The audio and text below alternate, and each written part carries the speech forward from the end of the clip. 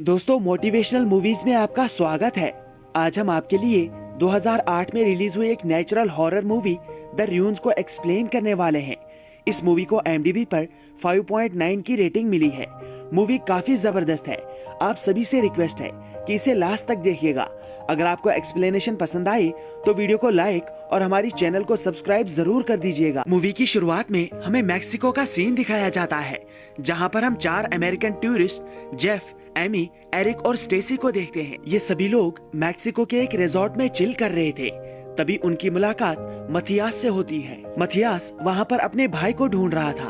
वो इन सभी से कहता है कि मेरा भाई एक आर्कियोलॉजिकल साइट पर गया था जो एक जंगल में है। उस जगह के बारे में ज्यादा लोगों को नहीं पता है और ना ही वहाँ पर ज्यादा टूरिस्ट जाते हैं। मैं कल अपने भाई से मिलने वहाँ जा रहा हूँ। अगर तुम लोगों को एडवेंचर पसंद है तो तुम सभी मेरे साथ चल सकते हो। जेफ और एरिक वहाँ जाने के लिए तैयार हो जाते हैं। एमी और स्टेसी को भी जेफ और एरिक की बात माननी पड़ती है। अगले दिन ये सभी मथियास के साथ एक बस की मदद से उस गांव तक पहुँचते हैं और उस जगह तक पहुँचने के लिए एक टैक्सी बुक करते हैं। टैक्सी में इन्हें 10 किलोमीटर का सफर तय करना पड़ता है। एक जगह पहुंचकर ये लोग टैक्सी से नीचे उतरते हैं। अब यहाँ से इन्हें 4 किलोमीटर आगे ट्रैक करना है और तभी वो उस जगह तक पहुँच पाएंगे। मथियास अपने साथ अपने एक फ्रेंड दिमित्री को भी लेकर जाता है।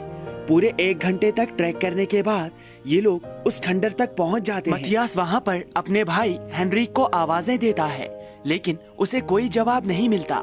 तभी वहाँ पर गांव वाले आ जाते हैं। इन सभी के वहाँ आने से गांव वालों को गुस्सा आता है। ये लोग गांव वालों को समझाने की कोशिश करते हैं कि वो वहाँ पर हेनरिक को ढूंढने आए हैं, लेकिन इनकी भाषा गांव वालों को समझ नहीं आ रही थी और ना ही इन्हें गांव वालों की भाषा समझ आ रही थी। एमी इन सभी की फोटोज लेते लेते उस खंडर पर मौजूद वाइन्स पर चढ़ जाती है। उसे वाइन्स पर चढ़ता देखकर गांव वाले गुस्से से आग बगोला हो जाते हैं। दिमित्री गांव वालों से बात करने की कोशिश करता है, लेकिन गांव वाले उसे मार देते हैं, जिससे ये सभी लोग डर जाते हैं और भागकर उस खंडर के ऊपर चढ़ जाते हैं। उस खंडर के ऊपर इन्हें एक टेंट मिलता है, लेकिन उस टेंट में कोई नहीं होता।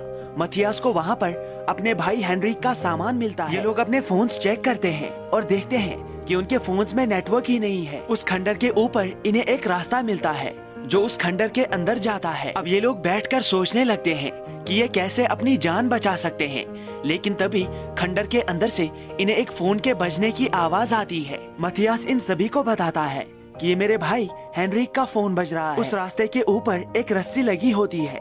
उसी रस्सी की मदद से मथियास उस खंडर के अंदर जाने लगता है ताकि वो अपने भाई को ढूंढ सके, लेकिन उस रस्सी पर चढ़ते ही वो रस्सी टूट जाती है क्योंकि वो बहुत पुरानी होती है और मथियास नीचे गिर जाता है। नीचे गिरने की वजह से वो बहुत जख्मी हो जाता है। इसके बाद जेफ और एरिक डिसाइड करते हैं कि वो स्टेसी को खंडर के अंदर भेजेंगे ताकि वो मथियास को चेक कर सके, लेकिन अंदर पहुंचने के बाद स्टेसी भी जख्मी हो जाती है। उसकी टांग में कांच का टुकड़ा चुभ जाता है। साथ ही वो ये भी देखती है कि मथियास बहुत बुरी तरह से जख्मी हो गया है। वहीं दूसरी तरफ जेफ और एमी गांव वालों से बात करने की कोशिश करते हैं, लेकिन गांव वाले उनकी बात सुनने के लिए तैयार ही नहीं थे। गांव वाले अपने हथियार जेफ और एमी की तरफ पॉइंट करते हैं। जेफ और एमी डर जाते हैं। एमी को गुस्सा आता है। वो उन वाइन्स का एक टुकड़ा गांव वालों के पास मौजूद एक लड़के के ऊपर फेंक देती है और गांव वाले तुरंत उस लड़के को मार देते हैं। इसके बाद एमी और जेफ वापस उस खंडर के ऊपर आ जाते हैं। उन्हें समझ आ जाता है कि गांव वाले इस वाइन को शापित मानते हैं और इसी वजह से वो उन्हें वापस नहीं जाने दे रहे। अब वो सभी मिलकर टेंट में मिले सामान से एक स्ट्रेचर बनाते हैं और उस स्ट्रेचर की मदद से एमी और स्टेसी उस खंडर के अंदर जाते हैं ताकि वो मथियास को वहाँ से बाहर निकाल सके। एमी और स्टेसी मथियास को उस स्ट्रेचर पर बिठाते हैं और उसे खंडर से बाहर लाते हैं। तब तक रात हो जाती है। इन सभी को पता चलता है कि नीचे गिरने की वजह से मथियास के रीढ़ की हड्डी टूट चुकी है, इसलिए वो अपना कोई भी बॉडी पार्ट नहीं हिला पा रहा है। अगली सुबह जब ये लोग जागते हैं तो वो देखते हैं कि स्टेसी के जख्म के अंदर वही वाइन घुस गई है। एमी जब बाहर मथियास को चेक करती है तो उसे पता चलता है कि उन वाइन्स ने मथियास की टांगों को जकड़ लिया है। जेफ जल्दी से मथियास की टांगों से उन वाइन्स को अलग करता है। थोड़ी देर बाद उस खंडर के अंदर से फिर से फोन के बजने की आवाज आती है, इसलिए एमी और स्टेसी स्ट्रेचर का इस्तेमाल करके फिर से खंडर के अंदर चली जाती है। इस बार एमी और स्टेसी उस खंडर के बहुत अंदर तक चली जाती है। अब की बार उस खंडर के अंदर उन्हें उस आर्कियोलॉजिस्ट की बॉडी मिलती है जिसके साथ मथियास का भाई हेनरिक यहाँ पर आया था। उन्हें वहाँ पर एक फोन भी मिलता है, लेकिन वो फोन पूरी तरह से टूट चुका था। तभी एमी नोटिस करती है कि वहाँ पर कोई फोन नहीं बज रहा था, बल्कि उस फोन के बजने की आवाज उस वाइन पर लगे हुए फूलों से आ रही थी। यानी वो फूल आवाज निकाल सकते हैं। ये देखकर एमी और स्टेसी बहुत ज्यादा डर जाते हैं और वहाँ से भागने लगते हैं, लेकिन तभी वो वाइन्स उनके पीछे पड़ जाती है।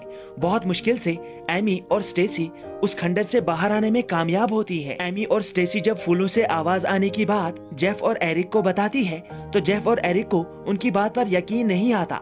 उन्हें लगता है कि एमी और स्टेसी बहुत ज्यादा डर गए हैं, इसलिए वो ऐसी बातें कर रहे हैं। वहीं दूसरी तरफ वो वाइन्स मथियास की टांगों को खा रही थी।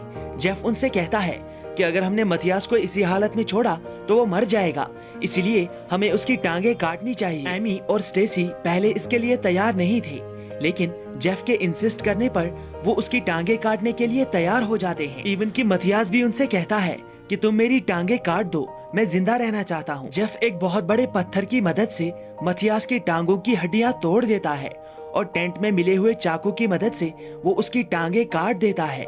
इस दौरान मथियास को बहुत दर्द होता है, लेकिन अपनी जान बचाने के लिए वो इस दर्द को बर्दाश्त कर लेता है। जेफ दर्द की वजह से इतना चीख रहा था कि स्टेसी और एमी अपने कान बंद कर लेती है। ये सभी लोग अब एक ऐसी जगह पर फंस गए थे जहाँ से इनका निकलना बहुत मुश्किल था।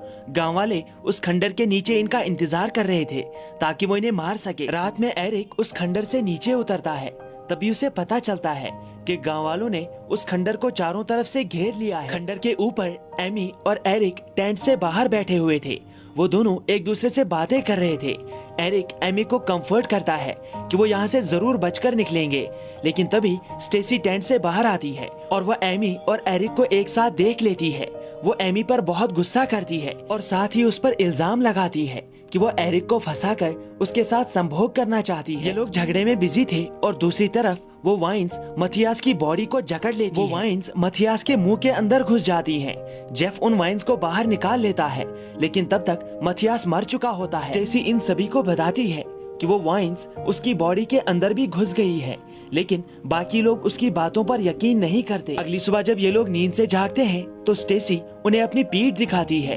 तभी इन्हें पता चलता है कि वो वाइन्स सच में स्टेसी की बॉडी के अंदर घुस गई है। जेफ स्टेसी की पीठ पर चाकू से एक कट लगाता है और उस वाइन को खींचकर बाहर निकालता है। स्टेसी उनसे कहती है कि वो वाइन उसके सर में भी घुस गई है, लेकिन जेफ, एमी और एरिक को लग रहा था कि उन्होंने उस वाइन को उसकी बॉडी से निकाल लिया है। स्टेसी जब पानी पीने लगती है, तभी ये लोग देखते हैं कि एक वाइन उसके माथे के ऊपर से चल रही है, यानी सच में वाइन उसके सर में घुस गई थी। उस वाइन को देखकर ये लोग ऐसा प्रिटेंड करते हैं कि जैसे स्टेसी की बॉडी में कोई वाइन नहीं है। अब इन्हें इस खंडर पर एक और दिन बीत जाता है।